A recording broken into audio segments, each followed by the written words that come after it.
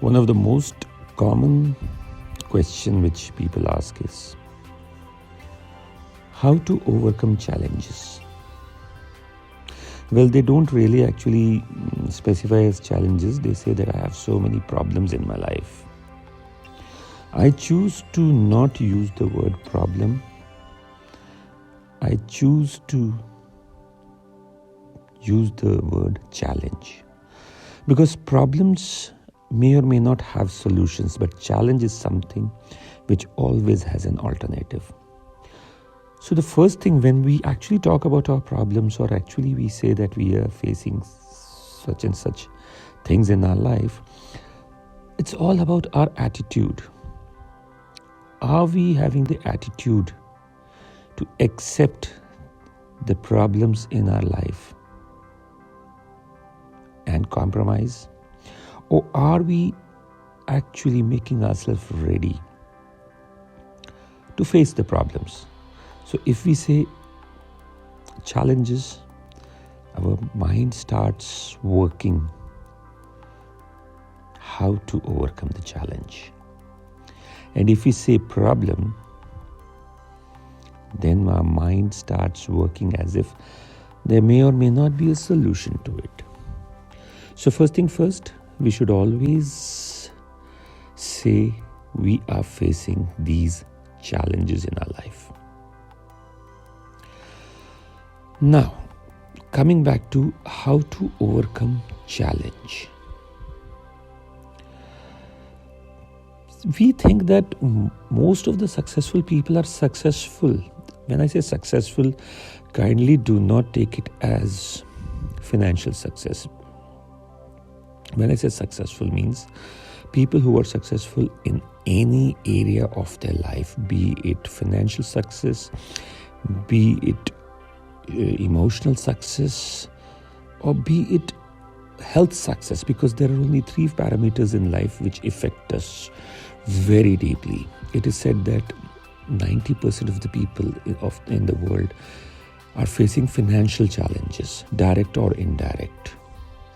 Out of those 90% people, almost 80 to 90% are also facing emotional or relationship challenges. And out of those 90% people facing emotional challenges,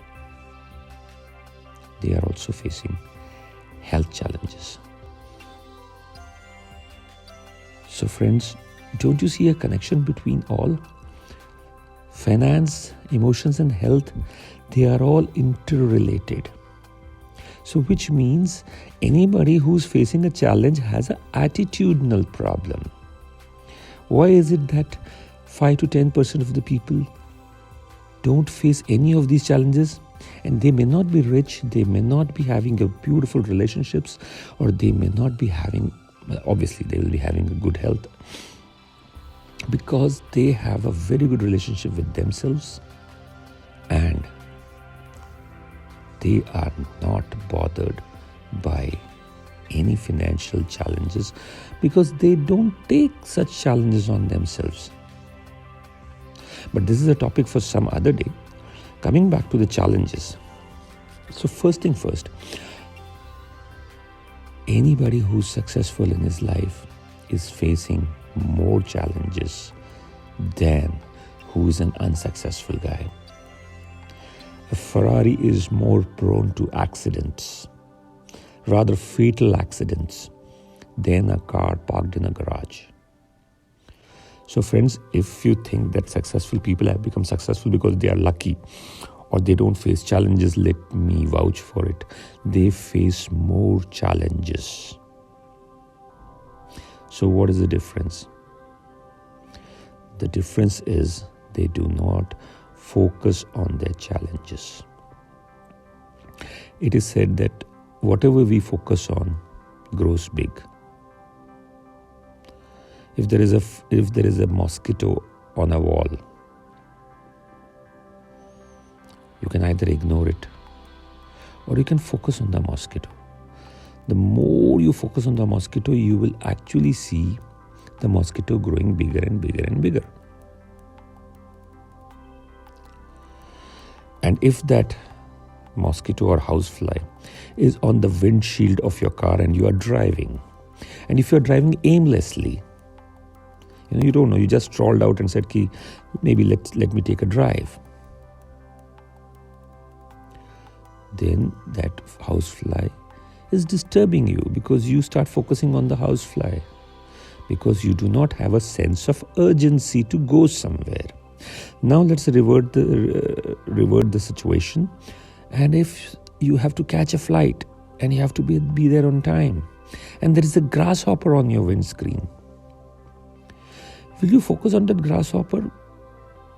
You'll try to budge it away, but if it doesn't, you will just focus on the road. And the moment you shift your focus to the road, do you see that the grasshopper disappears? So what's my point?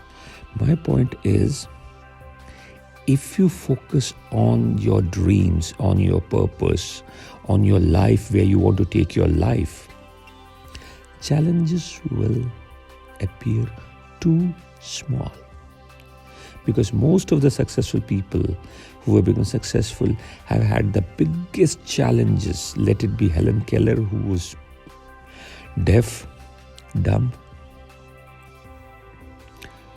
blind and deaf. That's if you consider that, that's one of the biggest challenges. How to live in a world which you have not seen and not heard. That's the biggest challenge. Similarly, if you if you read the autobiography or biography of most of the successful people, they have all gone through shit in their life. And if you think that your shit is the worst shit, then start reading autobiographies or biographies of successful people. You'll come to know. So coming back to the point, the first thing which you need to overcome your challenges is to write down your dreams. Now people say, how do I write down my dream? I know, I understand, because the failures of life have actually, put a mental cap on our mind that we are not able to explore our dreams. It's perfectly okay. When I was facing challenges in my life, I was said that write down your dreams. And when I said, I don't know, I just want to be debt free, that's the only dream which I have. He said, okay, write it down, but... And you know what? The first dream I wrote was, I want to be financially free. And then my mentor asked me, okay, once you are financially free, now how are you going to spend your life? So the first thing which I urge to all my listeners who are facing challenges, write down that as your first dream. If you are not able to see, write down, I want to see. Rather, you will not write it like this, I want to see. That's a different chapter altogether. But sight should be your first dream. If you're facing any health challenges, then health challenges should be your first dream.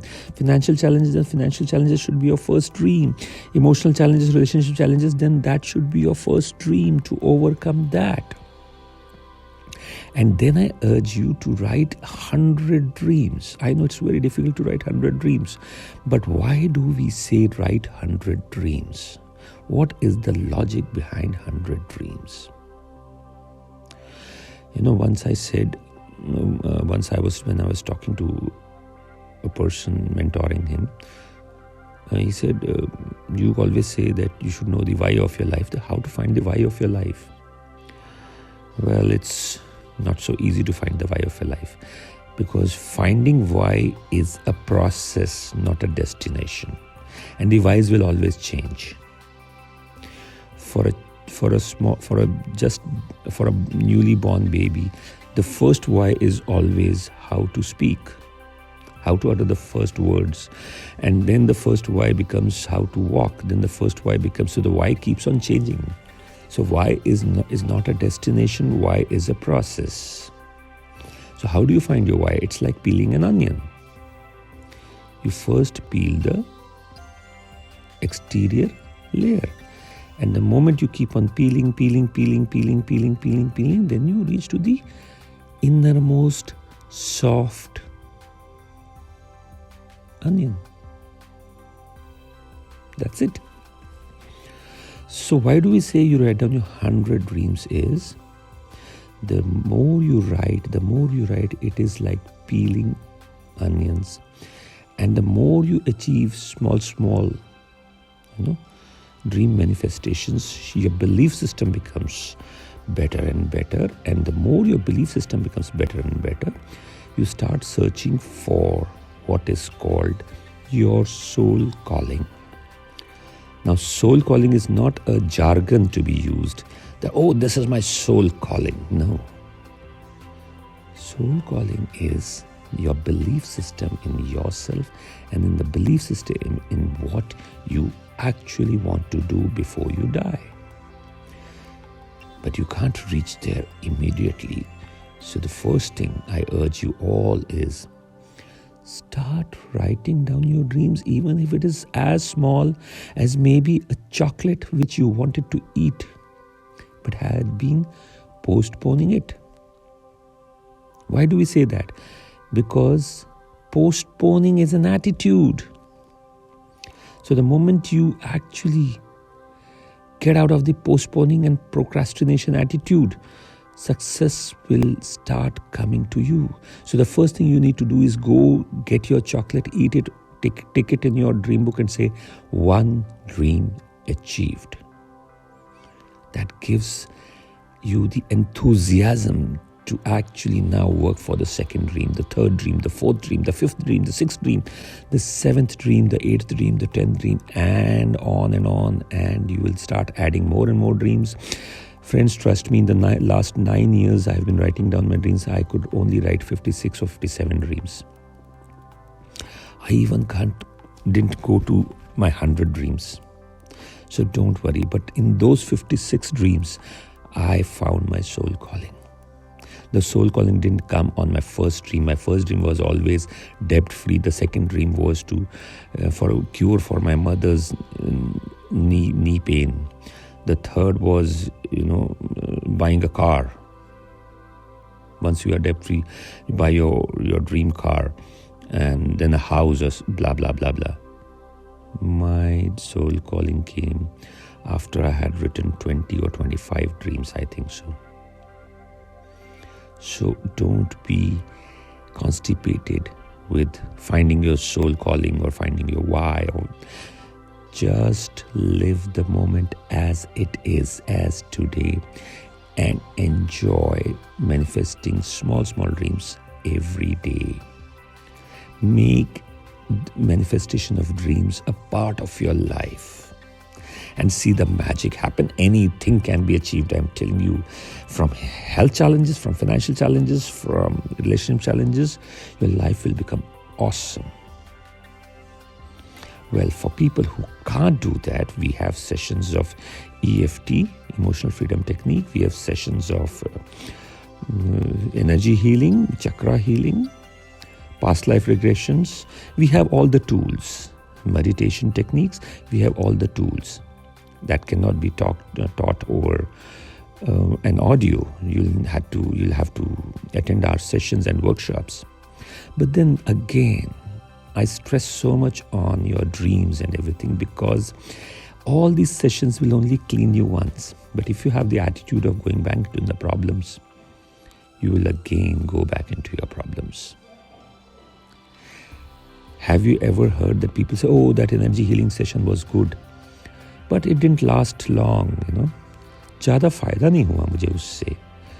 अच्छा था बहुत, it was good, but it's not very effective.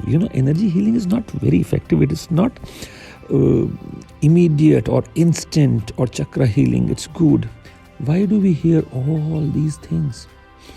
Because they forget that if you have a habit of getting dirty, the best of the baths will only clean you once. cannot make you clean on a longer period. You need to actually learn the art of remaining clean. And only your dreams can do that for you. Ignite the dream potential in you and see the magic happen. Happy manifesting.